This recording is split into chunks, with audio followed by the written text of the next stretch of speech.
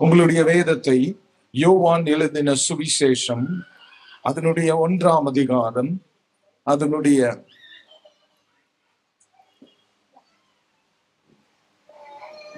40வது வசனத்தை வாசிப்போம். யோவான் எழுதின சுவிசேஷம் 1ஆம் அதிகாரம் அதனுடைய 40ஆம் வசனம்.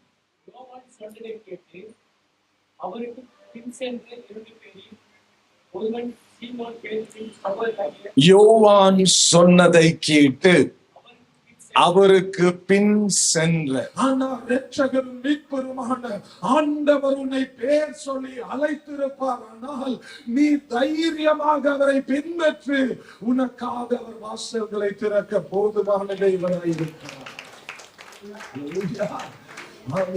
அந்த மனிதன் தன்னுடைய பிரயாணத்தை தொடங்கினான். ஆண்டவர் அவனுக்கு வாக்குத்தத்தங்களை கொடுக்கிறார். நான் உன்னை பெரிய ஒரு சாதியாய் மாற்றுவேன், உன் பேரை நான் என்ன செய்வேன், பெரிதாக்குவேன், உனக்கு நான் சந்ததிகளை தருவேன். உன்னுடைய சந்ததி எப்படி இருக்குமா, ஆகாயத்துல நட்சத்திரங்களை போல, பூமியில மணல் தறிகள் போல நான் அவைகளை என்ன செய்வேனா, பெருகப்படுவேன் என்று சொன்னார். ஒன்னும் நடக்கல, இருந்தாலும் வார்த்தையில் உண்மையுள்ளவர் என்னை அழைத்திருக்கிறார் என்ற நம்பிக்கையில அதை எல்லாம் விட்டுட்டு வந்துட்டாங்க.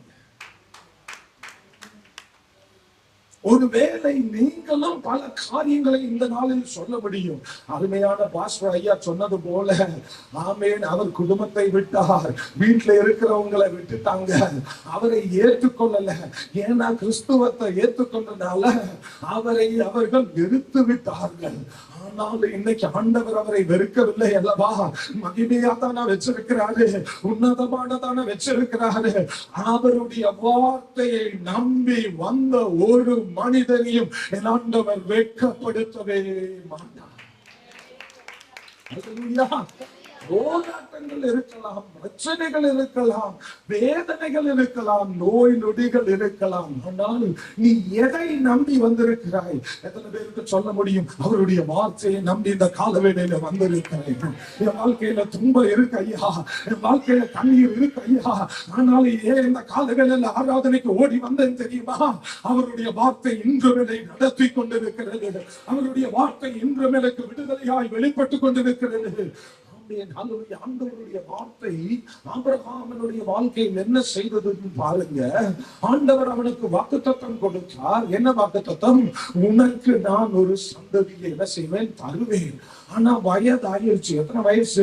கிட்டத்தட்ட 100 வயசு ஆயிடுச்சுங்க. அந்த அம்மாவை பாருங்க, ஒரு மகனை பெற்றெடுக்க அவளுடைய சரீரத்தில் பலன் இல்லை. ஆபிரகாமே, நீ எதை பின்பற்றி வந்தாய்? ஆபிரகாமே, நீ எதை பார்த்து வந்தாய்? ஆபிரகாம் சொல்றாரு, என்னை அழைத்த அந்த வார்த்தையை நம்பி வந்தேன். ஆமென், உண்டாகட்டும் என்று ஆதியில் ஆண்டவருடைய வார்த்தை வெளிப்பட்ட போது இந்த பூமி உருவாயிற்று, இந்த வானம் உருவாயிற்று. இவ்வளவு பெரிய பூமியை, இவ்வளவு பெரிய வானத்தை உருவாக்கும்படியாக கோடா கோடி நட்சத்திரங்கள், ஆமென், பகல், ஆமென், சூரியனை உருவாக்கின அவருடைய வார்த்தை, ராத்திரியில் சந்திரனை உருவாக்கி அவருடைய வார்த்தை, இந்த பூமியில் சகல பச்சை மர கொடி செடி மிருக ஜாலங்களை உருவாக்கின அவருடைய வார்த்தை. அதே வார்த்தையினால் அவர் என்னை அழைத்திருப்பார். ஆனால் அந்த வார்த்தை என்னுடைய வாழ்க்கையிலும் என்னத்தை உருவாக்கும், ஒரு சந்ததியை உருவாக்கும் என்று அவர் நம்பினார். அல்லேலூயா. தாமதியாமல் ஆண்டவர் சொன்ன மாதிரியே அவருக்கு என்ன ஒன்றாயிடுச்சு? அந்த அம்மாவோட பலவீனத்துல பலப்படுத்துகிற தேவனுடைய வார்த்தை அவர்களுக்கு ஒரு குழந்தை பெற்றெடுக்கிற அளவுக்கு பலனை கொடுத்து அவர்களுக்கு சந்ததியை ஆண்டவர் சொன்னது போல என்ன செஞ்சுட்டாங்க. இன்னைக்கு எத்தனை பேர் அந்த வார்த்தையை நம்புறீங்க? சோர்ந்து போயிருக்கலாம்.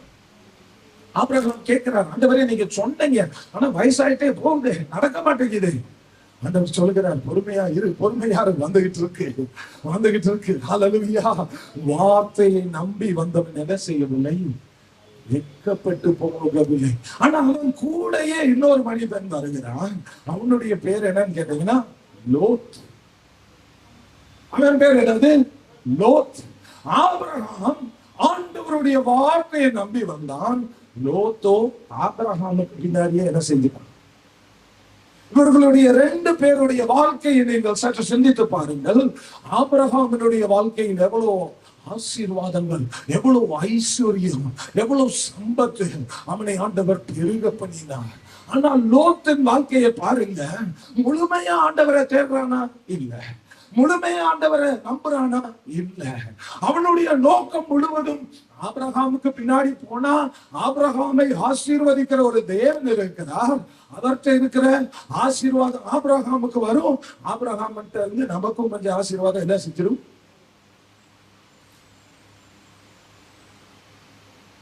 அவனுடைய குடும்பம், அவனுடைய முடிவு. இந்த நாளிலே ஆவியானவர் தேவ சபையை உணர்த்துகிறார். நீங்கள் எதை நம்பி வந்திருக்கிறீர்கள்? நீங்கள் எதை பின்பற்றி கொண்டிருக்கிறீர்கள்? ஆமென். வார்த்தையை நம்பி வந்த அந்த மனிதனுடைய வாழ்க்கையை பாருங்க. வயசாயிருச்சு. ஆமென். நிறைய கஷ்டங்கள், நிறைய போராட்டங்கள். ஆனாலும் அந்த வார்த்தை உருவாக்க வேண்டியதை உருவாக்கி அவனை பெரிய அளவில் உயர்த்தினது. அப்படின்னா தேவனுடைய வார்த்தையை நம்பிதான் உங்களுடைய வாழ்க்கை அனுதினம் நீங்க முன்னுக்கு கொண்டு செல்லுகிறீங்கன்னா அந்த வார்த்தை ஒருபோதும் உங்களை என்ன செய்யறாரு? கைவிடாது. 2வது ஒரு மனிதனை பாருங்கள். அந்த மனிதனுடைய பெயர் மோசே. அந்த மனிதன் எதை நம்பி வந்திருக்கிறான்? ஆபிரகாமோ கர்த்தருடைய வார்த்தையை நம்பி கர்த்தருடைய வார்த்தையை பின்பற்றி அவன் வருகிறான். நிறைய நேரத்துல கேலி எல்லாம் பண்றாங்க. இவ்வளவு நாள் காத்திருந்து ஒண்ணும் இல்லையே அப்படின்னு எல்லாம் கேட்கிறாங்க. ஆனா ஆபிரகாம் நிறைய தடவை சொல்றார், அழைத்தவர் உண்மை உள்ளவர், அவர் ஒருபோதும் வாக்கு மாறாதவர். ஆண்டவருடைய வசனம் எவ்வளவு அழகா சொல்லுகிறது. வானமும் பூமியும் என்ன செய்து போதும் ஒளிந்து போகும், உனக்கு வாக்கு தத்தம் பண்ணின, உனக்கு வாக்கு கொடுத்தவர் ஒருபோதும் மாறாதேவனாயிருக்கிறார். அந்த நம்பிக்கை நமக்குள்ளாக இருக்க வேண்டும். மோசே எடுத்து பாருங்கள். மோசே எதை நம்பி எதை பின்பற்றி வருகிறார்? ஆபிரகாம் தெய்வனுடைய வார்த்தையை பின்பற்றி வருகிறார். மோசேயோ தெய்வனுடைய பிரசன்னத்தை பின்பற்றி வருகிறார். அவனை ஊழியத்துக்கு என்று தேவன் அழைத்த போது ஆகாயத்தை திறந்து இந்த மறுபூமியில் ஒரு முள் செடியில் அவருடைய மகிமை இறங்கி பிரசன்னம் அந்த இடத்தில் வெளிப்பட்டது. 40 வருடமாக அந்த மறுபூமியில் ஆடுகளை மேய்த்து அலைந்திருந்த அந்த மனிதன் இன்று வரை தன்னுடைய வாழ்க்கையில் காணாத ஒரு காட்சியை அவன் பார்க்கிறான். இதோ ஒரு முள் செடி எரிந்து கொண்டிருக்கிறது. ஆனால் அது கனிந்து சாம்பல் ஆகவில்லை. மணி நேரங்கள் போய்கொண்டு இருக்கிறது. அவன் இது என்ன அற்புதம் என்று சொல்லி பக்கத்துல போய் பார்க்கலான்னு சொல்லி நெருங்கி வரும்போது அந்த அக்கினிக்குள்ளாக இருந்து தெய்வ பிரசன்னம் இறங்கி இருக்கிற அந்த இடத்துல இருந்து ஆண்டவர் அவனோடு பேசுகிறார். மோசேயே பக்கத்துல வராத. ஏன் கேட்டா நீ நிற்கிற பூமி பரிசுத்தமாயிருக்கிறது. என் சமூகம் உனக்கு முன்பதாக செல்லும். அதனால் நீ புறப்பட்டு போய் பார்வோனின் முன்பாக நீ உன்னை வெளிப்படுத்து. நானே உன் கூட வரேன். என் சமூகம் உன் கூட. அப்பதான் ஆண்டவர் சொல்றாரு. நிறைய டைம் போக முடியாத ஆண்டவரே அப்படி இப்படின்னு நிறைய எக்ஸ்கியூஸ் சொல்றாரு. ஆண்டவர் சொல்றாரு, நானே உன் கூட வரேன் போ அப்படின்றாரு. இங்க யாரை நம்பி அவர் வந்திருக்கிறார்? தெய்வ பிரசன்னத்தை. அல்லேலூயா. ஆமென். தேவ பிரசன்னத்தை நம்பி ஆண்டவர் சொன்ன காரியங்களை செய்யும்படியாக அவன் கடந்து போனான். 9 முறை ஏமாற்றப்பட்டான். இல்லாவிட்டால் 9 முறை மறுதலிக்கப்பட்டான். ஆனால் அனுப்பினது ஆண்டவர். ஆனால் 10வது முறை உனக்காக ஆண்டவருடைய வல்லமையான கரம் அந்த இடத்திலே கிரியை செய்யும். தெய்வ பிள்ளையே, ஆமென். அனுப்பினது ஆண்டவர். 10 முறை பாதைகளை அனுப்பி இஸ்ரவேல் ஜனங்களை விடுவித்தவன் என்ன செய்கிறான்? ஆண்டவருடைய பிரசன்னத்துக்கு முன்னாடி எத்தனை பேர் ஜெபம் பண்ணுங்க, ஆண்டவரே உன் பிரசன்னம் எனக்கு வேணும். இந்த ஆலயத்துல வந்தோம் அல்லவா, 2 3 பேர் நாமத்தில் எங்கு கூடினாலும் அவர்கள் மத்தியில் நான் இருக்கிறேன் என்று சொன்ன ஆண்டவர் நம் மத்தியில் உலாவி நடந்து கொண்டிருக்கும் போது இந்த காலவேளையில எத்தனை பேர் அந்த ஆண்டவருடைய பிரசன்னத்தை உணர்ந்தீங்க? ஆராதனையின் மத்தியில் ஆண்டவருடைய பிரசன்னம் என் மேல் இறங்கிற்று, ஆவியானவர் என்னை தொட்டார். அப்படிப்பட்ட அனுபவம் உள்ள தேவ பிள்ளைகளுக்காக நான் தேவனை துதிக்கிறேன். நம்ம ஜெபம் பண்ணும்போது காலையில எந்திரிச்சு நாம் ஜெபம் பண்ணுகிறோம், ஆண்டவரே வேலைக்கு போகிறோம், பிள்ளைகள் ஸ்கூலுக்கு போறாங்க, உம் சமூகம் எங்களுக்கு முன்பதாக. ஆண்டவருடைய சமூகம் முன்னாக போகுதுன்னா ஆமீன், திறக்கப்படாத வாசல்கள் உனக்காக தேவன் திறக்குவார். ஆமீன், அடைக்கப்பட்ட வாசல்கள் தேவன் உனக்காக திறப்பார். செங்கடல்கள் உனக்கு முன்பதாக வழி மாறும். ஆண்டவருடைய மகிமை உனக்கு முன்பதாக போகுதுன்னா, ஆண்டவருடைய பிரசன்னம் உனக்கு முன்பதாக போகுதுன்னா உன்னை சத்ரு நெருங்க மாட்டான். சந்தோஷம் இல்லைங்களா? சொல்லலாமே. அப்ப நம்மளை பரிசோதித்து இந்த கால வேளையில நாம் பார்க்க வேண்டும், ஆண்டவருடைய பிரசன்னத்துக்கு பின்னாலதான் நாம போறோமா இல்லையா? முதலாவது உள்ள மனிதன் ஆபிரகாம் ஆண்டவருடைய வார்த்தையை நம்பி அந்த வார்த்தையை அனுதினம் கடைபிடித்து ஜெபித்து சோத்திரம் பண்ணி அதுக்கு பின்னாடியே ஓடிட்டு இருக்கிறார். வயசாகுது, பல காரியங்கள் நடக்குது, அதெல்லாம் அவருக்கு பிரச்சனை இல்லை. ஏன்னா அவருடைய நம்பிக்கை எனக்கு வாக்கு பண்ணின தேவன் அவர் உண்மையுள்ளவர், அவர் சொன்னா செஞ்சிடுவார். இங்க மோசையும் 430 வருடமாக ஈப்து தேசத்தில் இருக்கிற ஒரு ஜனத்தை விடுவிக்கும்படியாக போகும்போது ஆண்டவர் சொல்லுகிறார், நானே உன் கூட வரேன், என் பிரசன்னம் என் சாநித்தியம் உன் கூட வரும், நீ போ. பல தடைகள், நம்மனா சோர்ந்துருவோம். மோசே முதலாவது போய் பார்வோன் இடத்துல பேசும்போது அவனுடைய இருதயம் என்ன செய்ததா? கடினப்பட்டது. சமூகத்துல தானே வந்திருக்கிறோம்ப்பா, உங்க சமூகம் என் கூட இருக்கே, ஆண்டவர் அதை நிரூபிக்கிறார். ஆமீன். மோசே போய் அந்த இடத்தில் கோலை போடும்போது அந்த கோல் என்னவாய் மாறி விடுகிறது?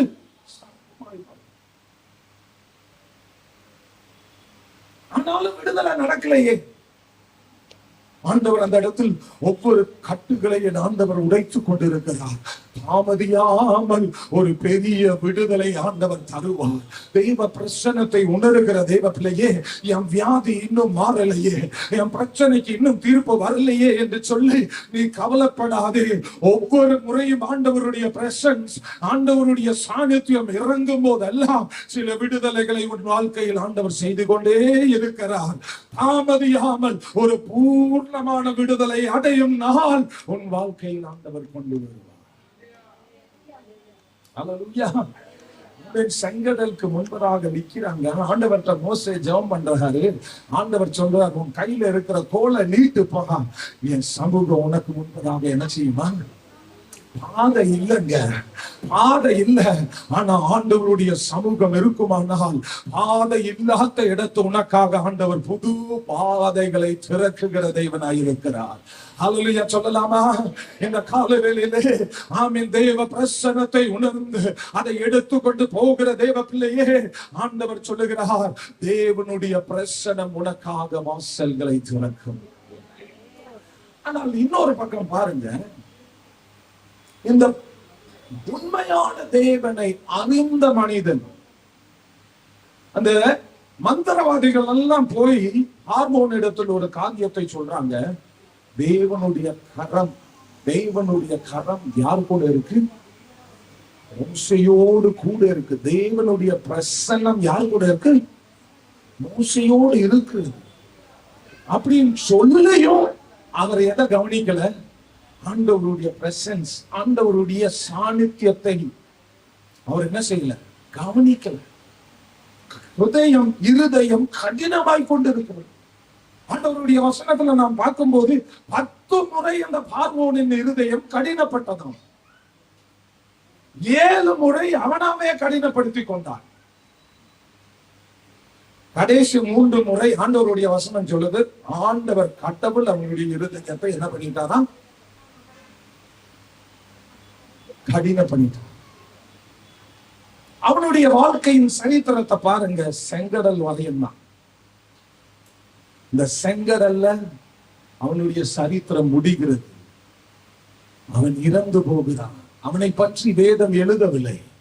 ஆண்டவருடைய பிரசன்னத்துக்கு பின்னால ஓடுகிற மோசையே, உன்னை அவர் வாக்குத்தத்தம் பண்ணின தேசத்துக்கு உன்னை நடத்தி சென்று கொண்டே இருக்கிறார். ஒரு முறை ஆண்டவர் இஸ்ரவேல் ஜனங்கள் தவறு பண்ணிட்டாங்க. ஆண்டவர் சொல்றாரு, இன்னும் உன் பாளையத்துல இறங்கி என்னால வர முடியாது, அவங்க தவறு செய்து விட்டார்கள். அவர் ஆண்டவர்கிட்ட மோசே போய் ஜெபிக்கிறது எப்படின்னு கேட்டீங்கன்னா, ஆண்டவரே, உமது சமூகம் எங்களுக்கு முன்பாக போகாவிட்டால் எங்களை இந்த இடத்திலிருந்து நீர் என்ன செய்ய வேணாம், புறப்படுவிக்க வேணாம் அப்படின்னு ஜெபிக்கிறார். ஆண்டவரை சொல்ல, நான் வரலாட்டினாலும் என் தூதனை அனுப்புறேன், வேணாம் நீங்களே வரணும். எத்தனை பேருக்கு வாஞ்ச இருக்கு, ஆண்டவரே என் கூட நீங்களே வரணும். அல்லேலூயா. எந்த காரியத்துக்கு போவதற்கு முன்னாடி நீங்க ஜெபம் பண்ணி, ஆண்டவருடைய சமூகம் எனக்கு முன்பதாக என்ன செய்ய வேண்டும், கடந்து செல்ல வேண்டும். அந்த தைரியமும் அந்த நிச்சயம் உங்களுக்குள்ளாக இருக்க வேண்டும். முதலாவது எடுத்துக்காட்டுல அந்த மனிதன் ஆபிரகாம் ஆண்டவருடைய வார்த்தைக்கு பின்பதாக கடந்து செல்கிறான். அந்த வார்த்தையை நம்பாமல் ஆபிரகாமை நம்பின லோத்துனுடைய வாழ்க்கை பரிதாபகரமாய் முடிந்து விட்டது. ஆண்டவரை நம்பி அவனுடைய வாழ்க்கை, அவன் ஆண்டவரை நம்பி பின்னால போன ஆபிரகாமின் சந்ததிகள் பூமியில் பலப்பட்டு செழித்து அவர்கள் வளர்ந்தார்கள். இரண்டாவது நாம் பார்த்தோம், ஆண்டவருடைய பிரசன்னத்துக்கு பின்னால போன மோசே 430 வருடமாக எகிப்து தேசத்தில் இருந்த ஜனங்களை விடுவித்து அவர்களை அழைத்து செல்கிறான். சின்ன ஒரு கூட்டத்தை நடத்துறதுக்கு பாஸ்டர் ஐயாட்ட கேட்டீங்கன்னா உங்களுக்கு தெரியும் எவ்வளவு சிரமம், எவ்வளவு பாடு அப்படின்ட்டு. ஆமென். கணக்கு இல்லை, இருந்தாலும் சொல்றாங்க 5-25 லட்சம் வரையும் ஜனங்களை நடத்தும்படியாக தெய்வனுடைய பிரசன்னத்துக்கு பின்னால போன மோசே அற்புதமா அவர்களை நடத்தினார். தேவையான தண்ணீர், தேவையான ஆகாரம், தேவையான தணல், தேவையான ஆரோக்கியம், தேவையான வஸ்திரம், தேவையான செருப்பு, இதெல்லாம் ஆண்டவருடைய எங்க இருந்ததா, அவருடைய சாநித்தியம், அவருடைய பிரசன்ஸ். அதுக்கு பின்னால போனீங்கன்னா நீங்க எதற்கும் கவலைப்பட வேண்டியதில்லை. ஏற்ற வேலையில் தர வேண்டியதை தந்து உங்களை ஆசீர்வதிக்கிற தெய்வன் நம்மோடு இருக்கிறார். அல்லேலூயா. அப்ப நீங்கள் எதை பின்பற்றி கொண்டிருக்கிறீர்கள், எதற்கு பின்னால ஓடுகிறீர்கள் என்று சற்றாலமாக இன்றைக்கு நீங்கள் கவனிக்க வேண்டும். ஆண்டவர் பாஸ்டர் என்னை இறங்கின அதே இரட்டிப்பான ஆசீர்வாதம் என் மேல இறங்கணும். அல்லேலூயா, அல்லேலூயா. நீங்கள் யாரை எதை பின்பற்றுகிறீர்கள்? உங்களுக்கு அந்த வசனம் அருமையா புரியுதுன்னு நினைக்கிறேன். இந்த மனிதனோ அவர் மேல் இரட்டிப்பாய் இருக்கிற ஆசீர்வாதம். இன்னைக்கு உலகத்துல மனிதன் பலதுக்கு பின்னாடி ஓடிட்டு இருக்கான். பல காரியங்கள், பல சிந்தனைகள். நிறைய பேர் நல்ல வீடு வைக்கணும், நல்ல வாசல் வேணும், நல்ல வாகனம் வேணும், இந்த உலகத்துல பெரிய ஆளா மாறணும். பல துறையில இருக்கவங்க பலதை நோக்கி ஓடிட்டு இருக்காங்க. விஞ்ஞானிகளை கேட்டீங்கன்னா பூமியில இடம் பார்த்தாதுன்னு சந்திரன்ல வீடு கட்டணும்னு அவன் ஓடிட்டு இருக்கான். டெக்னாலஜி, ஏஐ பாத்தீங்கன்னா இன்னைக்கு இருக்கிற நிறைய காரியங்கள் நம்மளே செஞ்சுட்டு இருக்கோம். இன்னும் நம்ம ஒண்ணும் செய்யாம சும்மா உட்கார்ந்தா போதும், மெஷினே எல்லாம் பண்ணணும்னு அவன் அதுக்கு பின்னாடி ஓடிட்டு இருக்கான். தேவ பிள்ளைகளே, நீங்கள் எதை நோக்கி ஓடிக்கொண்டிருக்கிறீர்கள்? அற்புதமான எடுத்துக்காட்டுகளை ஆவியானவர் உங்களுக்கு காண்பிக்கவில்லையா? இந்த மனிதன் அந்த ஏலியாவுக்கு பின்னால ஓடுகிறான். அநேக இடங்கள்ல செல்லும் போது இந்த தீர்க்க தரிசன சீடர்கள் இருக்கிறார்கள். பல இடத்துல எரிகோவில இருந்து அப்படியே யோர்தான் வரையும் அவர் போறார். பல இடத்துல போகும்போது அவங்க எல்லாம் சொல்றாங்க, ஆண்டவர் யாவை எடுத்துக்க போறா, ஏலியாவை எடுக்க போகிறார், அவர் வானத்துல ஏறி போக போறார், அதனால நீங்க இங்கேயே இருங்க, இங்கேயே இருங்கன்றாங்க. அவர் தங்கவில்லை, அவர் அவருக்கு பின்னாடியே ஓடுற. யோர்தானையும் தாண்டி போயிட்டாங்க.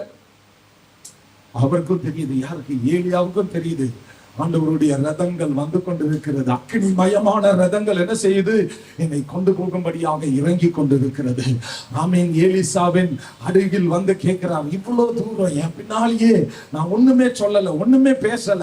ஆமீன். வேலையை விட்டுட்டேன், தொழிலை விட்டுட்டேன், விவசாயத்தை விட்டுட்டு எல்லாம் விட்டுட்டு பல இடங்கள்ல வந்து ஆட்கள் இங்க இருங்க, உங்களுக்கு எல்லா வசதி இருக்கு, எங்களுக்கு மேனேஜரா எங்களுக்கு பிரசிடென்டா இருங்கன்னு சொல்லியும் நீ அங்கெல்லாம் இல்லாம பின்னாலேயே வந்தப்பா, உனக்கு நான் என்ன செய்ய வேண்டும்?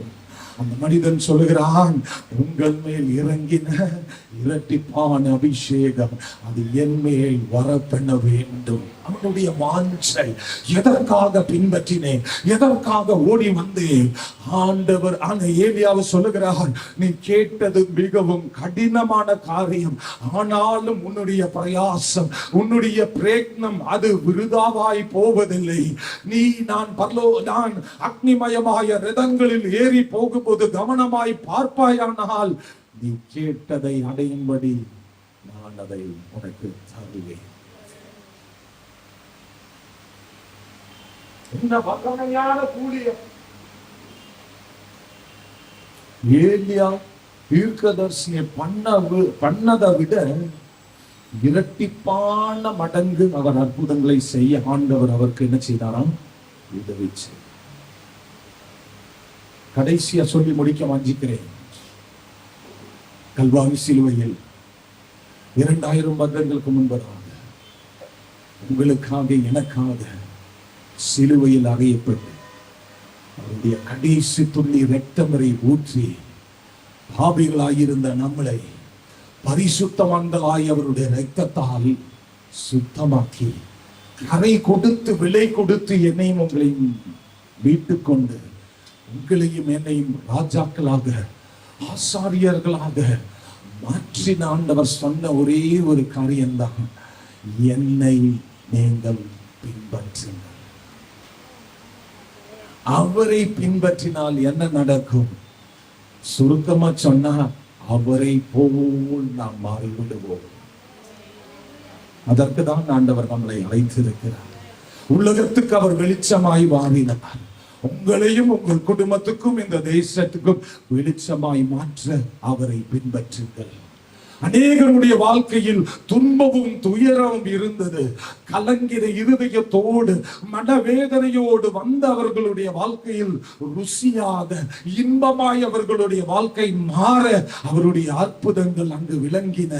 அதே அற்புதங்கள் உங்கள் மூலமாக செய்ய அவருடைய அபிஷேகத்தின் வல்லமையை உங்கள் மேல் பகர்ந்து நீங்களும் அநேகருக்கு ருசி உள்ளவர்களாய் மாறும்படி பூமியின் உப்பாய் உங்களை மாற்ற அவர் போதுமானவராயிருக்கிறார்.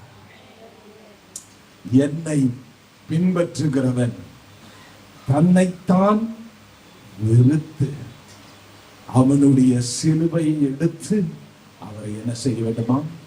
பின்பற்ற வேண்டும்.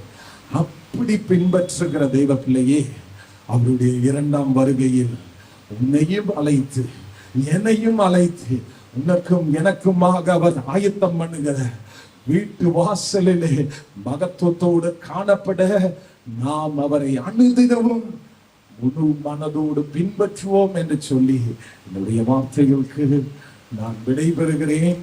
நிச்சயமாக அந்த வார்த்தை உங்களுக்கு விடுதலை ஆயிற்று. ஆண்டவர் உங்களோடு பேசினார் என்று நான் நம்புகிறேன்.